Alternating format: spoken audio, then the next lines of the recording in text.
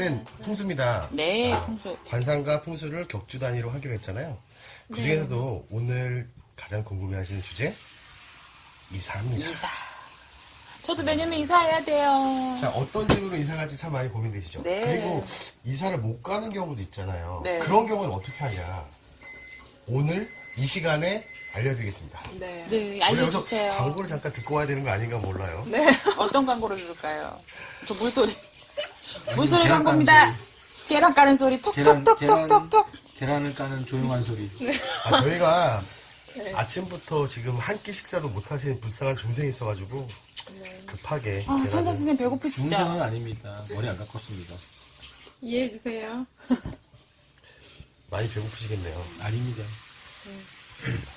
자, 이사 보통 현대적인 주거지가 제일 많은 게 이제 아파트하고 오피스텔이잖아요. 요즘엔 그렇죠. 네. 근데 이게 어떤 선택의 영역이라기보다는 좀 네. 주어진 환경 안에서 우리가 좀 바꿔야 되는 상황이 많잖아요. 많죠.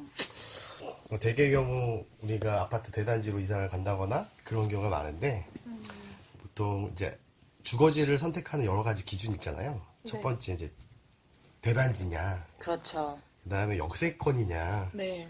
로얄층이냐, 로얄동이냐 뭐 이런 걸 이제 고려하시잖아요. 많이 네. 고려해요.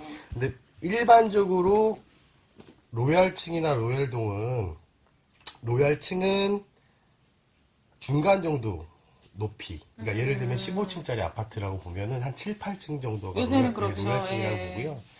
로얄동이라는 게 또 존재하는데 이건 뭐냐면 단지 중앙에 있는 걸 로얄동이라고 한다고 하더라고요. 네. 그래서 이런 로얄 같은 경우에는 매매할 때 좀 피가 더 많이 붙어요. 네. 네. 그리고 최근에는 이제 교통이라든가 학군이라든가 편의시설, 그렇죠. 그 다음에 이제 얼마 전에는 조망권이라고 해서 한강이 보이냐 보이지 않느냐에 따라서 뭐 억 단위의 피가 붙기도 했었습니다.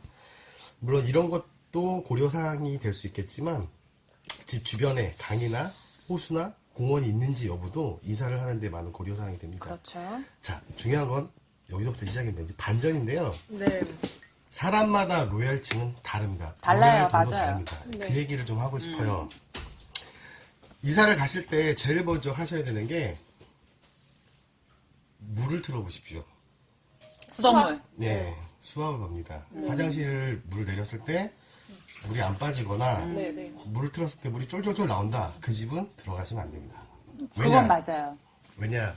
금전운이 맞아요. 순환이 되지 않습니다. 맞아요. 그건 옛날부터 있었던 얘기예요. 풍수는 우리가 장풍득수라 그래서 바람은 맞고 물은 득한다는데 현대적 의미에서 풍수에 물은 돈과 연결이 돼요. 그래서 물이 잘 안 빠지거나 잘 막히거나 이런 건 금전이 잘 회전되지 못해요. 물이 너무 넘쳐나는 건요? 홍수 나듯이. 그건 막힌 거죠. 그거 막힌 건데요? 그렇죠. 네. 그러면 살다가 물이 그 변기에 물이 막히거나 뭐 이제 그 계속적으로 물이 안 들어가는 거는 그것도 막힌 거라고 봅니까? 그래서 제일 먼저 세면대나 화장실 변기가 막히면 안사 제쳐두고 그거부터 뚫으셔야 돼요. 해결을 봐야죠. 예. 조사를 해서. 예전에 저희 집은 누구랑 그랬었어요. 누가 왔다 가면 막히더라고요. 그분이 덩어리가 크신 것 같아요. 덩어리가 그럴까요? 아마? 그러니까 휴지는 안 막히는데 그게 막히는 경우가 있어요. 그렇죠. 아, 뚜러뻥을 몇 번을 넣어도 안 되더라고요. 아 그래요? 그럼 본인 보고 하라 그래 하세요. 부를까요? 불이 있는 분을? 아 그분이시구나. 네. 같이 사는 걸 정작 말씀하셨군요. 모르시는 분이요. 본인이. 어쨌든 이 수압이 강한지 물이 잘 빠지는지 확인하세요. 첫 번째입니다. 네. 그 다음에 집을 가시면 겨울철에 가시면 결로가 있거나 맞아. 곰팡이가 맞아요. 있는지 맞아요. 확인하십시오. 맞아요. 이 얘기는 뭐냐면 순환이 잘 되지 않는 집은 좋은 집이 아니에요. 맞아요. 근데 저희 집은 참 좋은 집이네. 그 겨울이면 우풍이 세서 엄청 되게 엄청 추운데요. 좋죠. 네. 그리고 그리고 그걸 순환으로 봐야 되나요? 그건 그냥 집이 오래된 겁니다. 그렇죠. 그거 좋은 거라고 할 수는 없잖아요. 아니 그래도 근데 그 이게 집이 우풍이 많이 세면 오히려 또 생기는 곳이 있는데 곰팡이가 근데 그럼 안 잘 생기시나 생겨요. 봐요. 예. 순환은 잘 되는 거죠. 순환은 잘 근데 되시네. 그 집이 뭐 전에 살았던 집 그리고 뭐 원 주인이 잘 그 살았을 그 거예요. 집에 잘 네, 살았어요. 잘 살아요. 그 여기 들어오면 저기 잘 될 거라고 예. 얘기 들었거든요. 그런 집이 있어요. 들어가서 돈 버는 집. 그 얘기도 나중에 할 겁니다. 네네네. 겨울에 너무 추워요, 근데 오래된 집. 자, 그 다음에 또 집을 보실 때 3번 정도 가보세요. 평일 낮에 한번 가보시고, 밤에 한번 가보시고, 주말에 한번 가보세요. 네, 요즘에는 그 다르죠, 참 남편이 그게 했던 거랑 시간적 사실 여유로나 참 그게 할애가 참 힘들어요. 근데 우리가 한번 이사 가시면 최소 1년에서 많게는 뭐 10년 이상도 거주하기 때문에 그렇죠.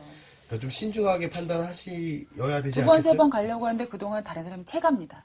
요즘에. 그거는 뭐 인연이 안 되니까 그렇죠, 어쩔 수 없는 거죠. 예. 근데 이런 경우가 있는 것 같아요. 집을 이제 보러 가잖아요. 그러면 이상하게 막 그날 너무 마음에 들었어. 그래서 또 한 번 가봐. 근데 2번째 갔을 때는 단점이 별로- 보이는 네, 거죠. 마음에 안 드는 경우가 맞아요. 있잖아요. 그러니까 저번 주 같은 경우에 저희 이제 신도분이 사무실을 새로 구하고 계세요. 그러니까 같은 데를 지금 2번을 갔고 이제 한 번 더 갈 거예요. 3번 갈 건데 이게 처음에 갈 때 보이지 않는 것들이 보이기 시작해요. 그렇죠. 뭐 화장실 위치라든가 이런 맞아요, 것들이 맞아요. 빼놨던 것이 하나씩 보이기 시작하거든요. 우리가 전 시간에 이제 우리 풍수 공부할 때 진부의 문을 열자마자 화장실이 보이는 건 별로 좋지 않다고 그랬죠. 그래서 가림막을 하거나 그 앞에 분수를 설치하거나 하는 등의 풍수 인테리어를 하셔야 된다는 얘기를 드렸고, 자 결정적으로 또 이런 집은 피해야 됩니다. 병든 집을 피하십시오. 병든 집이라는 건 또 어떤 것을 말하는 거죠? 자 아까 말씀드렸던 로얄층이나 로얄동도 병든 집이 있을 수가 있어요. 그러니까 자 이제 병든 집이라는 것은 이렇게 생각하시면 돼요. 음식은 이 공기와 접촉 면이 많으면 많을수록 음식 빨리 상하죠. 그렇죠. 그 밀폐할수록 좋죠. 네. 근데 풍수는 반대예요. 반대예요. 맞아요. 순환이 잘 되잖아요. 가둬지고 멈춰 있으면 기는 순환되지 않기 때문에 그렇죠. 병듭니다. 그렇죠. 그럼 이해하세요? 집이 좋은 집이 큰 집이 좋겠네요. 환기가 잘 되고 잘 돼야죠. 볕이 잘 들어야 돼요.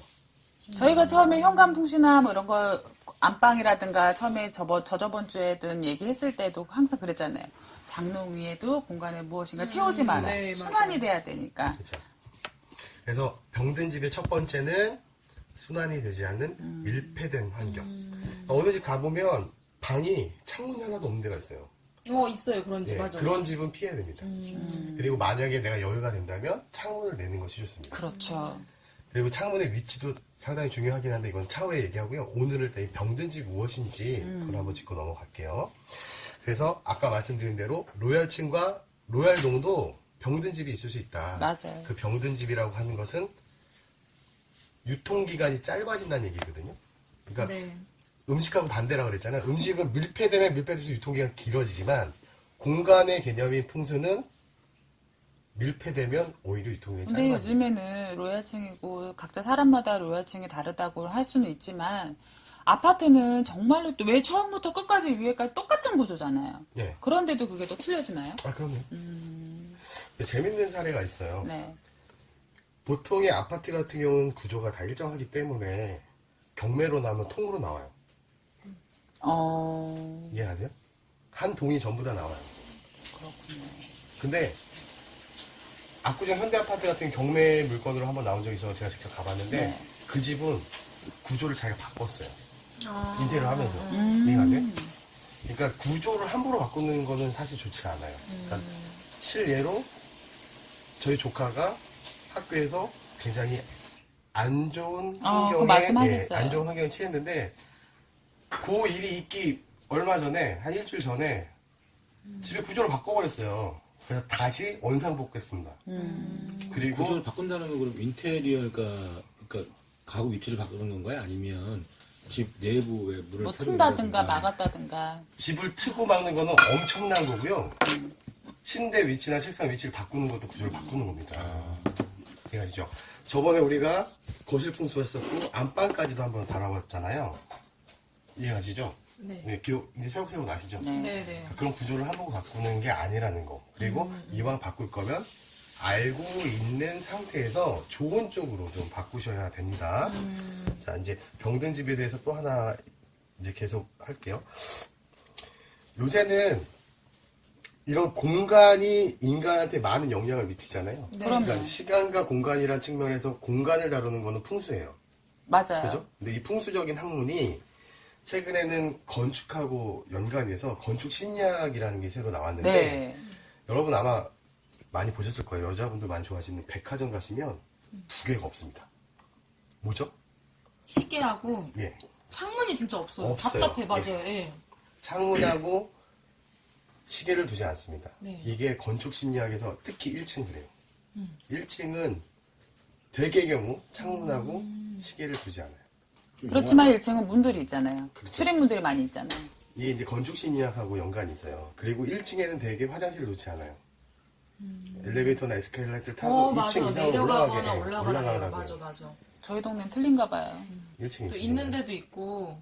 아니 근데 시계는 예전에 들은 적 있어요. 그 이제 쇼핑하면서 쇼핑 더 많이 하게 하려고. 맞아요. 근데 창문은 왜 그런 거예요? 창문은 시선을 분산시켜요. 그러니까 도박장도 보시면 창문이 없어요. 그 얘기 하려고 했어. 네. 영화 탑재에서 그 얘기 나와요. 도박장에도 시계하고 창문이 없어요. 왜냐면 사람의 시야가 분산이 돼요. 이게 나중에 이사 갈 때 나오는, 그러니까 이사를 가지 못하는 분들이 취할 수 있는 착용이라는 게 있거든요. 거기서 다루겠습니다. 네네. 자, 그 다음에, 그러니까 되게 아파트는 밀폐된 공간의 전용이거든요. 그래서 상당히 이 생명력 맞아요. 측면에서는 그렇게 좋진 않지만, 특히 병든 집에 가면 사람도 기를 느낀다 그랬잖아요. 일반인들도. 어떤 식으로 느끼냐? 기분으로 느껴요. 그래서 맞아요. 아프잖아요. 그리고 이상한 집 유독 어디 가면은 짜증이 나거나 기분이 안 좋죠. 또 아니면 냄새가 나고 막 이런 거 맞아요. 그리고 또 우리 영재자들은 항상 그래요. 아파트지만 그 아파트는 그 한 땅에서 위로 올라간 거잖아요. 위로 올라가고 구조도 같잖아요. 그렇지만은 우리 영재자들은 이런 풍수라든가 이런 거를 공부를 하지 않고 그냥 우선 어쨌든 영어로도 네, 나오고 하니까 그러면 그 터마다 그 사람에게 맞는 공간이 있고 우리 신적으로 얘기한다 그러면 그 터주신이 아무리 한 터에서 올라간 거라 하지만 다 다르게 다 작용을 네. 한다고 이야기를 해요. 맞아요. 이제 그런 것들이 이런 풍수 용산도련님이 이야기하는 거에서는 진짜 글문으로 풀어내는 거죠 한마디로. 그쵸. 저희 같은 경우는 손님들이 뭐 이사 간다 아니면 뭐 땅을 보러 가자고 자주 그래요. 그래 출장비를 받고 갑니다. 그러니까 풍수를 이렇게 봐주는 거 있잖아요. 그렇죠. 상당히 비싸요. 맞아요. 비싸요. 제가 하루 출장하고, 많이 받아요. 어쨌든, 이게 원래 풍수라고 하는 학문은 전통적으로 양반들이나 세도가의 학문이에요. 맞아요. 천민이나 평민들은 풍수를 접할 수가 수가 없었죠. 먹고 살기도 힘든데. 근데 사실 좋은 자리, 좋은 명당 자리, 좋은 터에 들어가면 그만큼 투자를 하는 이유가 굉장히 자기한테 이득되고 얼마 전에 명당 긍정적으로. 영화도 나왔잖아요. 네. 그 왕이 되기 위해서 그 터를 차지하려고 싸우는 그게 나죠. 그게 정말로 중요하거든요. 그 터라는 게. 그럼 옛날에 그 한양천도를 했잖아요. 네. 이사를 했잖아요. 네. 대산에서. 그랬을 때 어떤 구분이라든가 그건 구분을 움직이는 거잖아요. 네. 그랬을 때는 어떻게 보시나요? 근데 예전 우리 한양이 원래는 대전 쪽이 되려고 네. 맞아요. 이성계가 계룡산으로 가려고 했다가, 계룡산은 명당인 듯 하나, 국가의 도성을 짓기에는 적합하지 않은 땅입니다. 맞아요. 오히려 기도를 하는 터는 계룡산이 최고예요. 아마 전 세계 계룡산만한 터는 없을 겁니다. 그렇게 명당인데, 한양으로 도읍을 천도한 거는 옛날부터 한양은 수도를 갖출 수 있는 대표적인 도시였어요. 그러니까 고려시대에도 한양으로 천도해야 된다는 얘기가 되게 많이 나왔었어요. 맞아요. 풍수는 기본적으로 사찰풍수, 그 다음에 궁궐을 짓는 궁궐풍수, 그 다음에 도읍풍수, 도읍을 짓는 이 크게 세 가지로 나눠요. 양택은. 그래서 이제 궁궐을 지을 때 지금 경복궁을 예를 들면 경복궁을 짓는데 2명의 인물이 지정이 됩니다. 네. 태조 이성계한테. 그 한 사람이 태조 이방원, 맞아요. 또 한 사람이 무학대사. 이 두 분 임명을 했는데 나중에 이 무학이 밀려나요. 그리고 정도전이라는 학자가 들어오면서 경복궁 중건 사업의 총책임자와 부책임자로 임명이 됩니다. 그렇죠. 근데 원래 도성국사는 지금의 남산을 안산으로 보는 형태가 아니라 지금의 자청령에 해당하는 낙산을 안산으로 바라보고 인왕산을 후백제, 그 자청령을 북악산, 그리고 우백호를 관악으로 보는 형태의 궁궐을 지으려고 했어요. 네. 근데 그렇게 되면은 자청령의 기운이 워낙 강하잖아요. 북한산의 기운이 워낙 강하기 때문에 네. 첫째 아들만 왕위 세습을 할 수 있었습니다. 근데 잘 아시다시피 이방원은 첫째 아들이 첫째 아들이 아니죠. 아니죠. 그래서 1차 왕자의 난, 2차 왕자의 난을 거쳐서 본인이 왕이 됐죠. 그래서 그 이익이 정도전과 맞아 떨어졌어요. 정도전은 유학자이기 때문에 풍수 이론이라든가 무학대사 같은 불교의 어떤 정신을 이어받으면 조선의 국교인 유교가 흔들릴 수 있다 그래서 부정했습니다. 맞아요. 그래서 지금의 자리로, 지금의 경복궁 위치로 남산을 안산, 그 다음에 주작으로 보는 관악산, 그 다음에 왼쪽이 낙산, 오른쪽이 인왕산, 후백지에 해당하는 게 북한산으로 자리를 틀었어요. 자양론이라고 하거든요. 똑같은 명당이라도 이 방향에 따라서 명당과 그럼요. 흉당이 갈려요. 틀었으면 어떻게 됐을까요? 틀었으면 첫째 왕위를 세습했을 겁니다. 계속 했을 거예요. 왜냐하면 조선왕조 500년 역사상 경복궁에 기거했던 왕들 중에 첫째 아들이 온전하게 왕위를 계승받은 사람이 한 명도 없어요. 그렇죠. 일찍 죽든가. 이성계의 아들인 정종은 일찍 죽었죠. 네. 그 다음에 1차, 2차 왕자의 난으로 즉위한 이방원은 다섯째 아들이에요. 그렇죠. 그 다음에 조선 최고의 성군인 세종은 셋째 아들이에요. 셋째 아들. 그 다음에 문종이 즉위하자마자 2년 만에 죽습니다. 자, 약해서. 그리고 단종은 6세 때 수양대군에서 죽임을 당하죠. 네, 참수당했죠. 세조는 셋째 왕제였어요. 수양대군이. 그리고 나서 6대 성종 때 비로소 경복궁이 아니라 창덕궁으로 옮겨갑니다. 이해하세요? 그러니까 첫째 왕이 온전하게 왕위 계승을 못 맞아요. 받았어요. 그러다가 이 경복궁 준공 사업을 한 사람이 있어요. 흥선대원군. 흥선대원군이 중건을 하다가 고종 때 경복궁을 다시 들어갔죠. 네. 나라가 풍기 풍기박산이 맞았어요. 이렇게 풍수가 중요합니다. 이게 아직 약간 샛길로 했는데 내용이 좀 길어지니까 다음 회에서 이어서 할까요? 오늘은 네. 여기서 하고 다음 회에 신세타령 이어서 하겠습니다. 자, 오늘 수고 많으셨고요. 다음에 뵙도록 하겠습니다. 좋아요, 감사합니다. 구독은 필수입니다. 눌러주세요.